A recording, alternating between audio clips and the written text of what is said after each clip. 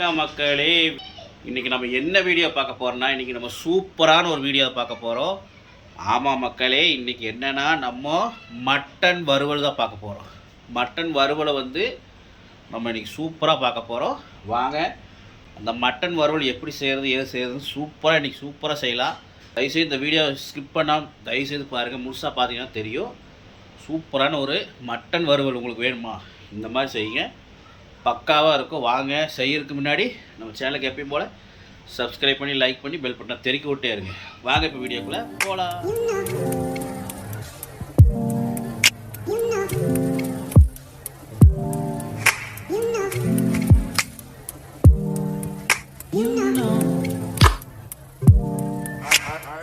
பார்த்தீங்கன்னா நான் முதல்ல ஒரு 1/2 கிலோ கறி வாங்கி இங்கே பாருங்கள், முதல்ல குக்கரில் போட்டு வேக வச்சு பாருங்கள் எடுத்து வச்சுட்டேன்.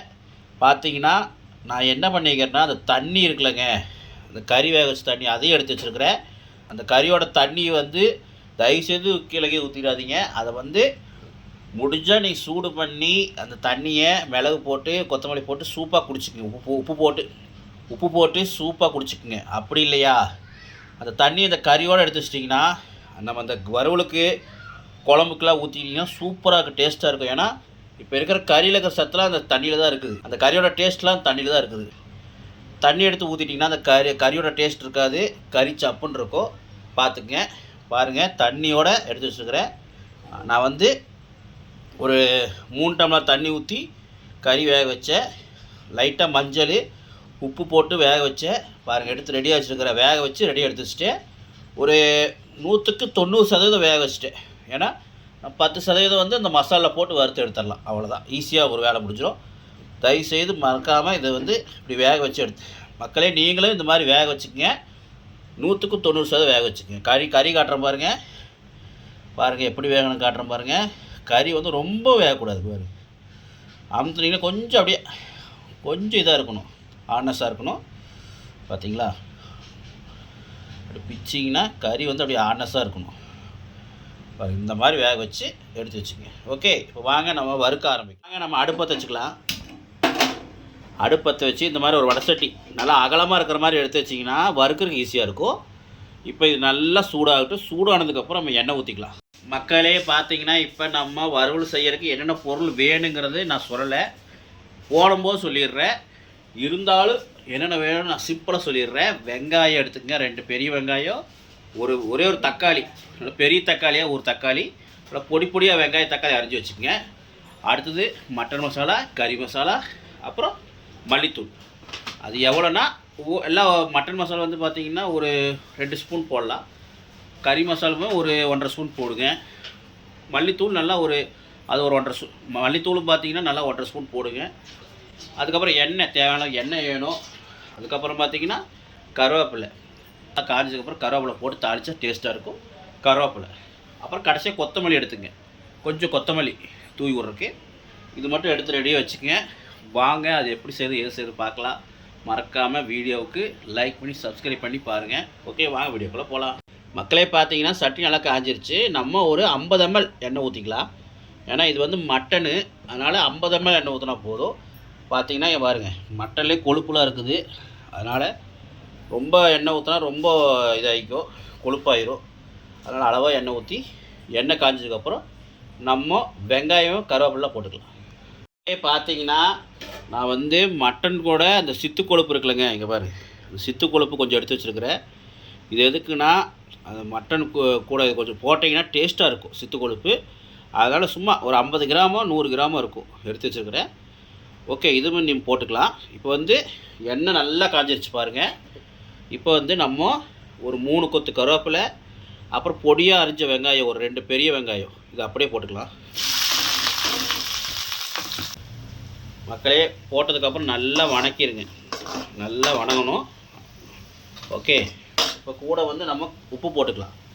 நம்ம தேவையான அளவு பார்த்திங்கன்னா நான் கறியிலே கொஞ்சம் உப்பு போட்டு தான் வேக வச்சுருக்குறோம். இருந்தாலும் அந்த வெங்காயம் தக்காளியெல்லாம் உப்பு பிடிக்கணும். அதனால் லைட்டாக உப்பு போட்டுக்கங்க, தேவையான அளவு போட்டுக்கங்க. அளவாக போட்டு கடைசியில் வந்து வேணுன்னா போட்டுக்கலாம். ஏன்னா மட்டன் தூள் இதிலேயே உப்பு இருக்கும் கொஞ்சம். கடைசியாக வேணுன்னா போட்டுங்க. ஓகே, இப்போ உப்பு போட்டிங்கன்னா தான் வணங்கும், இந்த வெங்காயம் எல்லாம் நல்லா வணங்கும். அதுக்காக கொஞ்சம் உப்பு லைட்டாக போட்டிருக்கிறேன். இது நல்லா வணங்கட்டும்.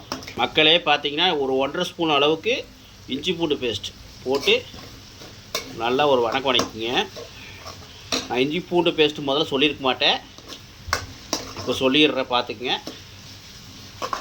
போட்டு ஒரு நல்ல ஒரு வணக்குங்க. இப்போ வெங்காயம் அந்த இஞ்சி பூண்டு பேஸ்ட் எல்லாம் நல்லா வணங்கட்டும். அதுக்கப்புறம் ஒரு தக்காளி போட்டுக்கலாம். ஓகே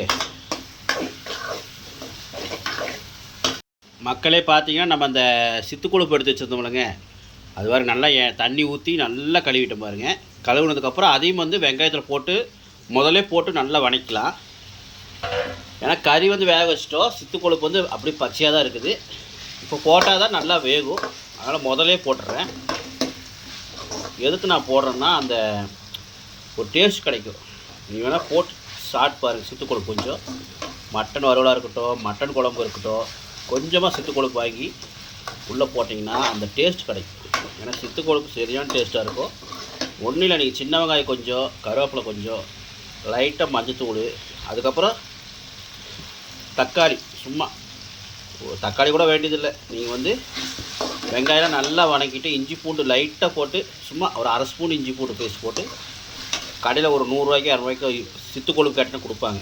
அது வந்து பார்த்திங்கன்னா அப்படி சுற்றின மாதிரி இருக்கும், அந்த வயிற்று சுற்றின மாதிரி இருக்கும், அந்த குடலை சுற்றி சுற்றி வர மாதிரி இருக்கும். அதான் சித்துக்குழம்பு. நான் உள்ளே போட்டுட்டேன், அதை காட்ட முடியாது.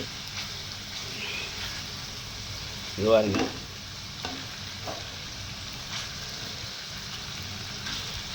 பார்த்தீங்கன்னா தெரியும். அந்த குடல் வந்து சுற்றின மாதிரி இருக்கும், சுற்றி வர மாதிரி இருக்கும். அதை சித்துக்குழம்புங்க வாங்க, கடையில் கேட்டாவே கொடுப்பாங்க. 100 ரூபாய்க்கு 200 ரூபாய்க்கு வாங்கிட்டு வந்து நான் சொன்ன மாதிரி சின்ன வெங்காயம், அப்புறம் அந்த கருவேப்பிலை லைட்டாக ஒரு 1/2 ஸ்பூனோ 1/4 ஸ்பூனோ இஞ்சி பூண்டு பேஸ்ட் போட்டு மஞ்சத்தூள் கொஞ்சமாக போட்டு நல்லா பரட்டி எடுத்துகிட்டு அதுக்கப்புறம் லைட்டாக தண்ணி ஊற்றி சும்மா இந்த மாதிரி ஒரு கொஞ்சம் தண்ணி மாதிரி எடுத்து நல்லா வெறும் வயிற்றில் பார்த்திங்கன்னா இந்த வெள்ளை சோறு இருக்குல்லங்க, வடித்த சோறோ ஏதோ ஒன்று, வெள்ளை சோத்தில் நீங்கள் போட்டு அந்த சித்துக்குழம்போட அந்த இது சாரை போட்டு அந்த சித்துக்குழம்போடு சாப்பிட்டிங்கன்னா வயிறு புண்ணுலாம் குணமாயிரும். ட்ரை பண்ணி பாருங்கள். இன்னொரு நாள் அது உங்களுக்கு கண்டிப்பாக நான் வீடியோவை போடுறேன். பார்த்தீங்கன்னா இன்றைக்கி அம்மா வந்து மட்டன் பிரியாணி பண்ணியிருந்தாங்க. அது உங்களுக்கு வீடியோ எடுக்கலான்னு முடியல. நான் வேலைக்கு போயிட்டு இப்போ தான் வந்தேன். இன்றைக்கி நைட்டு வேலைக்கு போக முடியல. பார்த்தீங்கன்னா நைட்டு வேலைக்கு போகல, ஏன்னா உடம்பு சரியில்லாமல் போகல, அதனால் வீடியோ எடுத்துகிட்ருக்கேன். இப்போ வந்து பார்த்தீங்கன்னா நல்லா இதை வணக்கி விட்றலாம். வணங்கினதுக்கப்புறம் காட்டுறேன். மக்களே பாருங்கள், அந்த சித்துக்கொழுப்புலேருந்து அப்படியே வெண்ணெய் வருது பார்த்தீங்களா, அதுலேயே அப்படியே அந்த நெய் மாதிரி வருது. அதனால தான் எண்ணெய் அளவு ஊற்றிட்டேன். இப்போ இது கூட தக்காளி போட்டுக்கலாம். வெங்காயம் கொஞ்சம் நல்லா வணங்கிடுச்சு. தக்காளி நல்லா ஒரு பெரிய தக்காளி ஒன்று பொடி அரிஞ்சு போட்டு இதை அப்படியே நல்லா வணக்குங்க. மஞ்சத்தூள் இருந்தால் கொஞ்சம் போட்டுக்குங்க. நான் ஏற்கனவே கறியில் போட்டு பார்த்தீங்கன்னா மஞ்சத்தூள் போட்டு வேக வச்சுருக்கிறேன். நீங்கள் வேணும்னா மஞ்சத்தூள் வேணால் போட்டு வேக வச்சுக்கோங்க. அப்படியே அதில் குக்கரில் நீங்கள் போட்டு வேக வைக்கலைன்னா இந்த வறுவலில் போட்டுக்குங்க. சும்மா ஒரு 1/4 ஸ்பூன் அளவு போட்டு தக்காளிலாம் நல்லா வேகட்டும். பாருங்கள், சித்துக்குழம்புலாம் போட்டோன்னே எப்படி ஆச்சு பாருங்கள். நல்லா அப்படி நல்லா கொஞ்சம் நேரம் வேகட்டும். தக்காளியெல்லாம் மசிஞ்சதுக்கப்புறம் நம்ம இந்த கறியை தூக்கி உள்ளே கொட்டி நல்லா வணக்கணும். ஓகே, கொஞ்சம் நேரம் ஆகட்டும். மக்களே பார்த்தீங்கன்னா இப்போ நம்ம கறி தூக்கி போட்டுக்கலாம். பாருங்கள், கறியை அப்படியே தூக்கி உள்ளே போட்டு நல்லா அப்படியே வேகட்டும். ஏன்னா சித்துக்குழம்பு பாருங்கள் சரியாக வேகலை, அது பச்சையாக போட்டிருக்கனால அது கொஞ்சம் நேரம் அப்படியே வேகட்டும். அதனால் அப்படி இந்த கறி தண்ணியில் ஊற்றினால அந்த கறி தண்ணியிலே கொஞ்சம் நேரம் வேகட்டும். வந்து பார்த்திங்கன்னா அந்த கறி போட்டு வச்சுருந்த குண்டாவில் இருக்கிறாருங்க, இந்த குண்டாவில் இருக்கிற கொஞ்சம் தண்ணி ஊற்றி அலாசி அப்படியே ஊற்றிக்கலாம். பாருங்கள், இந்த அளவு தண்ணி இருக்குது. கொஞ்சம் நேரம் அப்படியே கொதிச்சுன்னா அந்த சித்துக்கொழுப்புலாம் வெந்துடும். கறி நல்லா ஓரளவு வெந்துடும். அதுக்கப்புறம் மசாலெலாம் போட்டு பரட்டிக்கலாம். இப்போ கொஞ்சம் நேரம் வேகட்டும். தீயை வந்து மீடியம் வச்சுங்க. ஒரு தட்டு போட்டு மூடி வச்சுருங்க. கொஞ்சம் நேரம் வேகட்டும். வெந்ததுக்கப்புறம் வாங்க, ரொம்ப நேரம் கொஞ்சம் வேக வச்சோம். கரெக்டாக ஒரு 1/4 நேரமாக இருக்கும். ஏன்னா சித்துக்குழம்பு நல்லா வேகணும். அதனால் கொஞ்சம் நல்லா வெந்துருச்சு. இப்போ பாருங்கள், மசால் போட்ட மாதிரியே இருக்கும் பாருங்கள். எப்படி காட்டுறேன் பாருங்கள் மக்களே. வாங்க ஓப்பன் பண்ணலாம். இங்கே பாருங்கள் எப்படி ஆச்சு பார்த்தீங்களா? அப்படியே அந்த எண்ணெய் அந்த கொழுப்பு எல்லாம் அப்படி பிரிஞ்சு வந்ததுக்கப்புறம் பார்த்தீங்கன்னா நம்ம ஊற்றுன அந்த தண்ணி வந்து பார்த்திங்கன்னா அந்த மட்டனோட தண்ணி இருக்குல்லங்க, வேக வச்ச தண்ணி, அதெல்லாம் வற்றினதுக்கப்புறம் அந்த கொழுப்பு அந்த எண்ணெய் மட்டும் மிதக்கணும். மிதக்குதா? இப்போ என்ன பண்ணுன்னா ஓரளவு மீடியமாக வச்சுட்டு தீயை வச்சுக்கோங்க. தீயை மீடியமாக வச்சுட்டு இப்போ இதில் வந்து நம்ம மசாலா போட்டுக்கலாம். பார்த்திங்கன்னா கொஞ்சமாக கறி மசால் நான் வந்து ஒரு ஸ்பூனாக முதல்ல போடுறேன். உங்களுக்கு தேவையேன்னா போட்டுக்குங்க. உங்களுக்கு ஒரு ஸ்பூனாக போட்டுக்குங்க. மசால் ரொம்ப போட்டாலுமே குழந்தைங்க அதிகம் சாப்பிட மாட்டாங்க. அளவாக போட்டுக்குங்க. நான் பாருங்கள். ரெண்டாவது பார்த்தீங்கன்னா முதல்ல வந்து கறி மசாலா போட்டேன். ரெண்டாவது மட்டன் மசாலா அது ஒரு ஸ்பூன் தான் போட்டிருக்கேன். அதுக்கப்புறம் மல்லித்தூள் அது நான் ஒரு ஸ்பூன் தான் போடுறேன். ஓகே, அவ்வளோதான். இது அப்படியே நல்லா பெரட்டணும். அப்புறம் வேணுன்னா நம்ம மசால் வேணுன்னா உங்களுக்கு தகுந்த மாதிரி உங்களுக்கு எப்படி மசால் வேணுமோ அந்த மாதிரி போட்டு பார்த்திங்கன்னா இது நல்லா அப்படியே ட்ரை ஆகிற மாதிரி நல்லா வதக்கணும். ஸ்பீடு இப்போ வந்து ஹை ஸ்பீடு வச்சுக்கோங்க. வச்சு கடையில் விட்டுக்கிட்டே இருக்கணும் பாருங்கள். அப்போ தான் அடி பிடிக்காது. அந்த இதெல்லாம் வந்து ட்ரை ஆகும். எண்ணெய் அந்த கொழுப்புலாம் ட்ரை ஆகும். நான் நல்லா கடையை முடிச்சு காட்டுறேன். அந்த மசாலே அப்புறம் எல்லாம் அப்படியே ட்ரை ஆகணும். நல்லா அப்படி வதக்கிட்டே இருக்கணும். நானே வீடியோ எடுத்து நானே உங்களுக்கு சமைக்கிறதுனால நான் வணக்க முடியாது. நல்லா ட்ரை ஆகிற மாதிரி வணக்கினதுக்கப்புறம் உங்களுக்கு காட்டுறேன். இன்னொன்று பச்சை வாசம் நல்லா போயிடணும். நம்ம இப்போ தான் மசாலா போட்டிருக்கிறோம். அந்த பச்சை வாசமெல்லாம் போய் இந்த கறி மசாலா மல்லித்தூள் அந்த மட்டன் மசாலோட அந்த மட்டன் மசாலோட அந்த பச்சை வாசமெல்லாம் போய் நல்லா வந்தால் தான் நல்லாயிருக்கும். இல்லைன்னா உங்களுக்கு சாப்பிட முடியாது, கசப்படிக்கும், பச்சை வாசம் அடிக்கும். பார்த்துக்குங்க.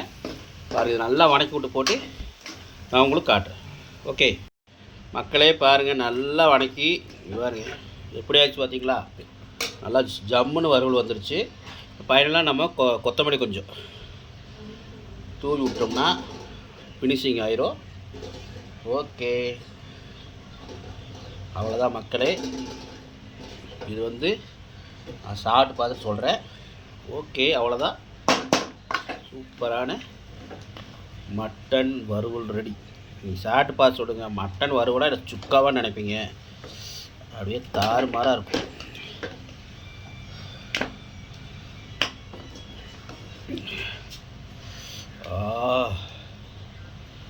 பார்க்குறக்கே கண்குள்ளே காட்சி. வேறு சித்து கொழுப்பு நல்லா வந்துருச்சு பார்த்தீங்களா? ஓகே மக்களே, நான் உங்களுக்கு வந்து சாப்பிடும்போது காட்டுறேன்.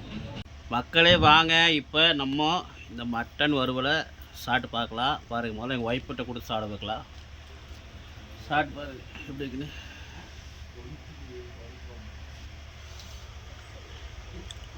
டேஸ்ட் எப்படி இருக்குது? காரம் கீரை எல்லாம் கரெக்டாக இருக்கா? காரம் அளவாக தான் போட்டிருக்கேன். குழந்தைக்கு சாப்பிட்ற மாதிரி தான் போட்டிருக்கிறேன். வேணுன்னா நீங்கள் இன்னும் கொஞ்சம் இந்த கறி மசாலா ஆட் பண்ணிக்கலாம். கறி மசாலா கம்மியாக போட்டிங்கன்னா கொஞ்சம் காரம் கம்மியாக இருக்கும். எப்படி இருக்குது? பக்காவாக இருக்கா? இப்போ நம்மளும் சாப்பிட்டு பார்த்துடலாம் வாங்க. நல்லா ஒரு கறி பீஸாக எடுத்து சரியான சூடாக இருக்குது. வாங்க சாப்பிட்டு பார்த்துடலாம்.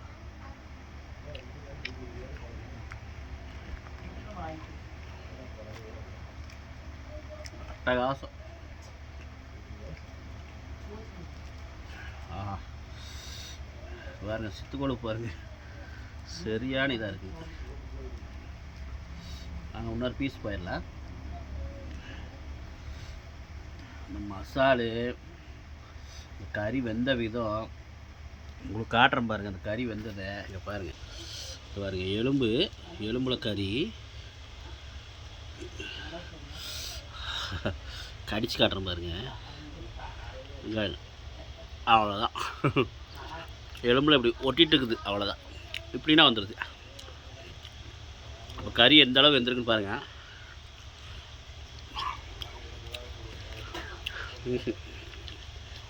போக கடையில் கூட இந்த மாதிரி டேஸ்ட் வராது.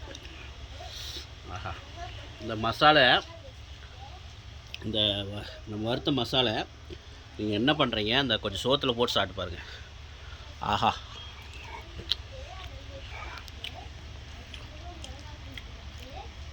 எப்படி இருக்குது பக்காவா? குழந்தைங்க ரெண்டு விளாண்டுறதுனால குழந்தைகிட்ட காட்ட முடியல. சாப்பிடுங்க, சாப்பிட்டு நீங்களும் செஞ்சு சாப்பிடுங்க. நீங்களும் செஞ்சு சாப்பிட்டு எப்படின்னு கமெண்ட்டில் சொல்லுங்கள். சொல்லிட்டு விடைபெறுகிறேன். நன்றி, வணக்கம். பாய் சொல்லு மம்மி.